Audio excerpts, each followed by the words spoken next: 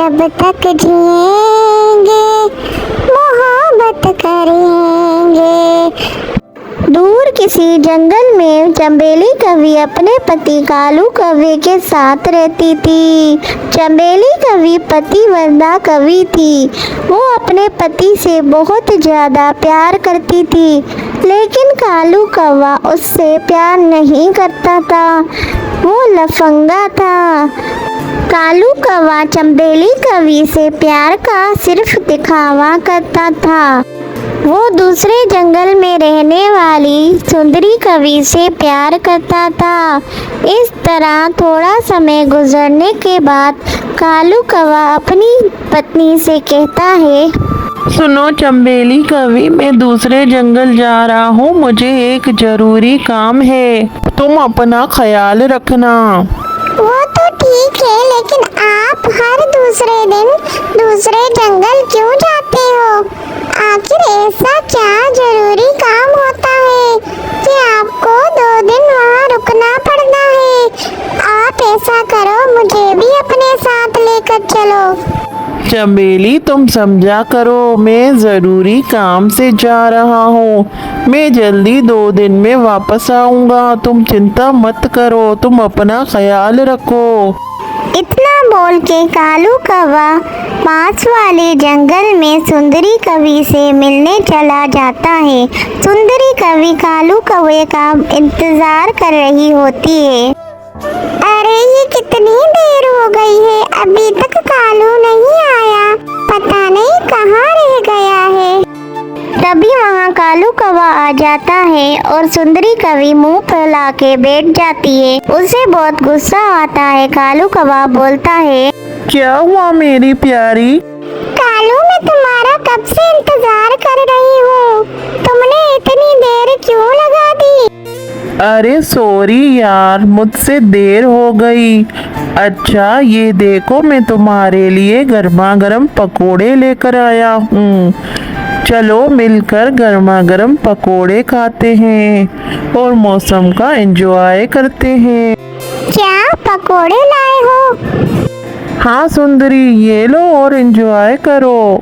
तभी वो हंस हंस के बातें कर रहे थे और पकोड़ों को एंजॉय कर रहे थे। तभी सुंदरी कवि बोलती है, कालू आखिर तुम मुझसे शादी कब करोगे? मैं कब तक तुमसे ऐसे छुप छुप के मिलती रहूंगी? सुंदरी तुम चिंता मत करो, शादी तो मैं तुम्ही से करूँगा।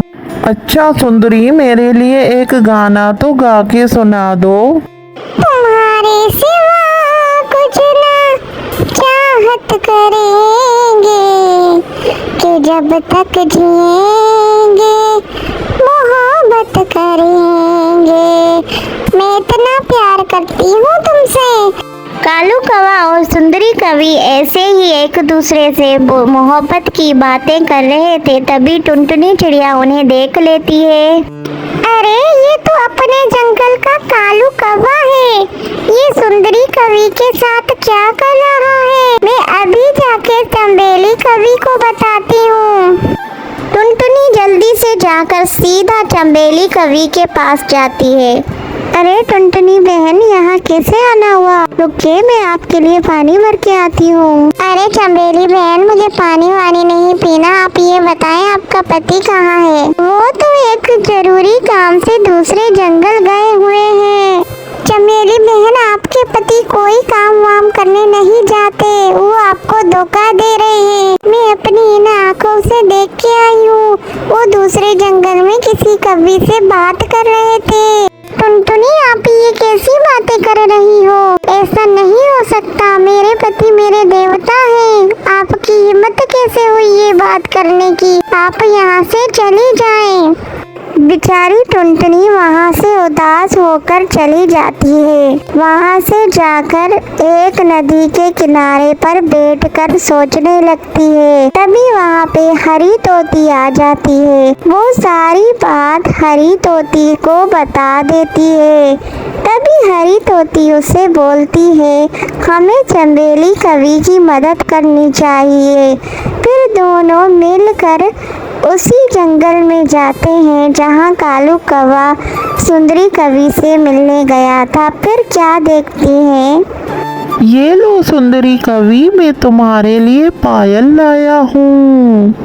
अरे वाह कालू जी, ये कितना सुंदर पायल है। हाँ हाँ सुंदरी, ये तुम्हारे लिए ही तो लाया हूँ। अच्छा अब मुझे जाना होगा, मुझे लेट हो रहा है।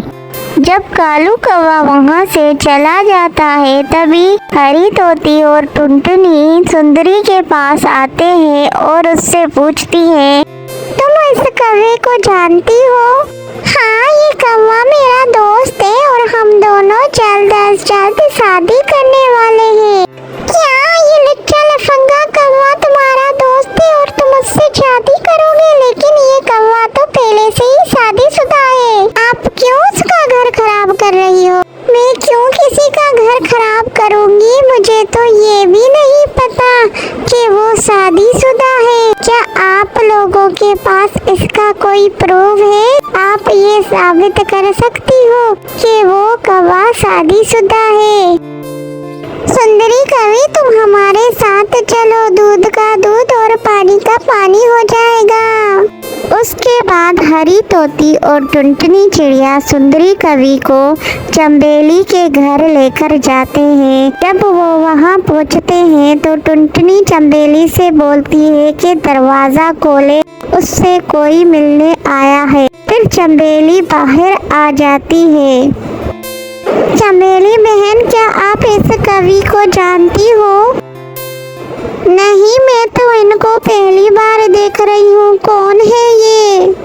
तो फिर अपने पति को बुलाइए, वो ही इनको अच्छी तरह जानते होंगे। कालू जी जरा बाहर आना, आपसे कोई मिलने आया है। उसके बाद जब कालू कौवा बाहर आता है तो सुंदरी कवि को अपनी आंखों पे बिल्कुल भी विश्वास नहीं होता और फिर वो बोलती है, इसका मतलब ये लोग सच बोल रहे थे, तुम शादीशुदा हो। तुमने मेरे साथ झूठ बोला और मुझे धोखा दिया, तुमने अच्छा नहीं किया।